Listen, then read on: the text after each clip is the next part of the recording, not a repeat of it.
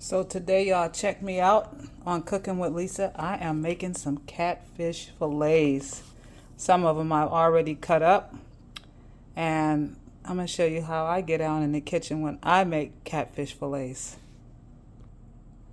So I actually have some of them that I already cut up, and they actually look like this before, just a long, nice, fresh catfish fillets. These weren't previously frozen. They're fresh right out of the seafood section.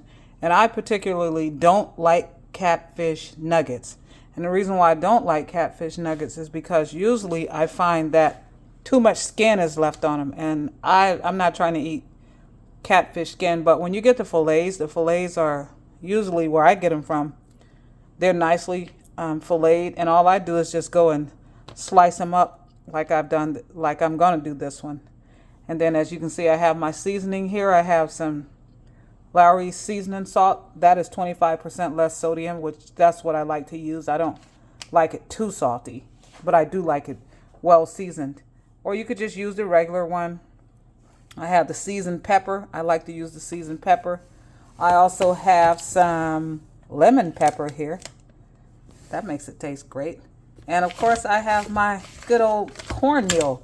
I don't eat it battered. I don't like battered catfish. I like it the old-fashioned way with cornmeal. I fry mine in cornmeal, and it is so good and crunchy when you do it like that.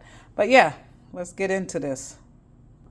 So as you can see, I got the one that hasn't been cut up, the catfish fillet that hasn't been sliced up like these have. And I'm just going to go ahead and slice this one up too.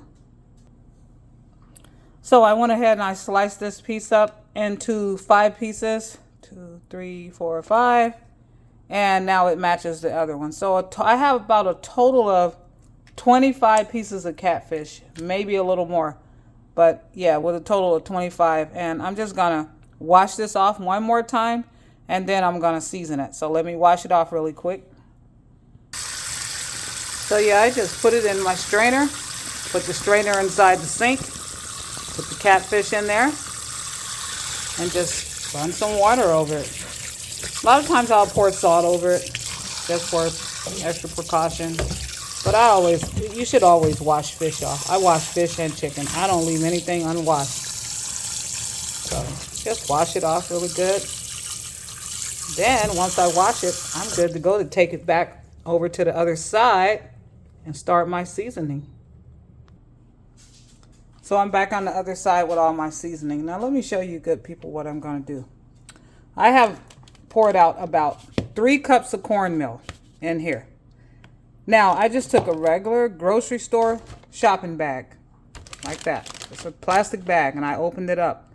Instead of me having to take these fillets and dip them in a bowl and go side to side, I'm going to pour the cornmeal in the bag. Then I'm going to put the seasoning in the cornmeal. I'm going to put the fish in there and shake it up. Much easier. So let me take the cornmeal, put it in the bag. Got that. Then I'm going to start getting my seasoning. I'll get some of my 25% less sodium. I'm not measuring this out. I can do it to taste. So I'll put about 2 teaspoons in there. And I'm going to get some of my seasoned pepper. Shake that in there. Like so. And I'm going to go ahead and grab some of my lemon pepper. That gives a good flavor. Lemon pepper. And if some people like to use the garlic salt, I don't like garlic on my fish. So I have that in there. I'm also going to sprinkle a little of my seasoning salt on top of the fish. Not too much. And then some of my black pepper seasoning on top of the fish before I dump it in the bag. All right, not too much. It's going to come out good. So let's get it dumped in the bag, or just, I don't necessarily have to dump it, but I'll put a few pieces in there at a time. And so you can see how it's easy to shake. Look, this is going to be so easy. I can shake this I can shake this with one hand. I don't even have to have two hands to shake this. Let's get it all shaken up. Get that cornmeal mixed up. Good in there. Got my pan over here firing up. Get it a little bit hotter. So yeah, just give it a few shakes. See what it's looking like. Look at that. Look how mixed up it is. If you want more, you can just move it around with your hand if you want. Or you can shake more. Sometimes I just go in there and drop the cornmeal on top like that. Just make sure it's... I want this to be nice and crunchy. So I want the cornmeal on there good. I don't want it just on a little bit on the side and a little bit on the top. No, I want it all mixed up. See that? That's how I want it to look. That's how it should look. This is yellow cornmeal. Don't worry about the cornmeals on the nails. My hands are clean. Everything's going to be clean. It's going to be yummy. And again, there it is in the bag, all mixed up. And let me do my heat test in the pan. Oh yeah, that's ready. So I got my fire on medium heat. And I'm just going to put a few of them in there. Let's see what it does. Oh yeah, look at that, sizzling. That's how it should be. Put a few of these in here.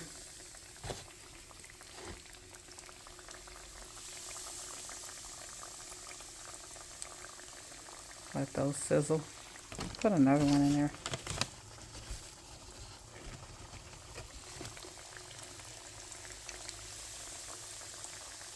Let those cook before I flip them. I'm gonna cook about 5 minutes, flip them.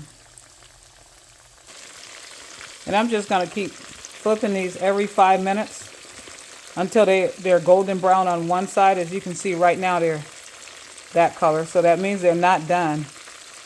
So, but they're getting crispy. And I'm just gonna flip them every 5 minutes.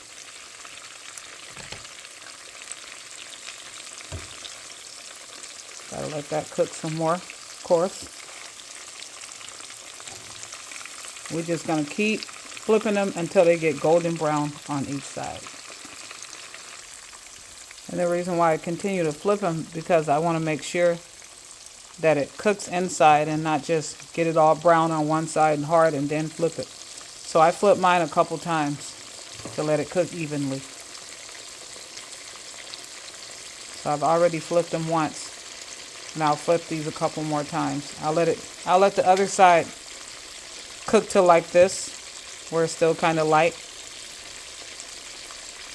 And then I'll flip it and let this side get darker. That way I know it'll be done when I'm finished flipping them.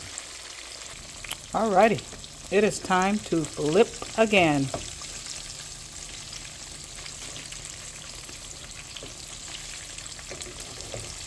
Flip that one. Get that flipped. Let's flip this boy right here. Let him cook. Flippity flip. Looking good, looking good. Flip.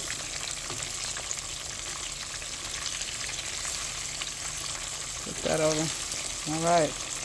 Let them brown on that side, and then I'm going to flip it again. You especially want to make sure you get the thicker ones flipped so they can cook all the way through.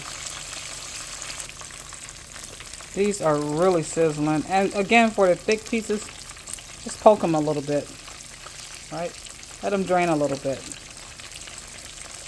That way you know they'll be done all the way through. Okay, I flipped them twice. No, I flipped them 4 times. Nice and golden brown. Now when they cook on the other side, I could take them out, put them in the pan, let them drain. Delicious. Look how golden brown they look. Nice. Okay, it is time to take this out because it is golden brown, crispy, and done. Look at that. Wow. Nice and crispy. on the outside, soft on the inside. This is how it should look. Fried catfish fillets, and just with cornmeal and seasoning. I do not like battered catfish fillets. Gotta do it the traditional way. Look at that. Look how golden brown that is. Take that out. Put it in the pan. Look at that. Get close up on it. Look at the seasoning on it. Don't those look good? Let's take a look and see how it looks on the inside. Let's break a piece. See that? Oh, look at that. It's so hot. It's very good. There you have it. Catfish fillets. You will love these. And to top it off, I have some fries. What goes better with catfish fillets and fries? Nothing. So I got the fries, got the catfish fillets. I got some more on the way. And make sure you have, of course, some hot sauce. You can't do catfish fillets without hot sauce. You can, but to me it won't taste right. So you need some hot sauce. I have some Crystal hot sauce. And there you have it. Cooking with Lisa, catfish fillets. Let me know how yours turn out. And there are the fries. And it's time to eat. Goodbye.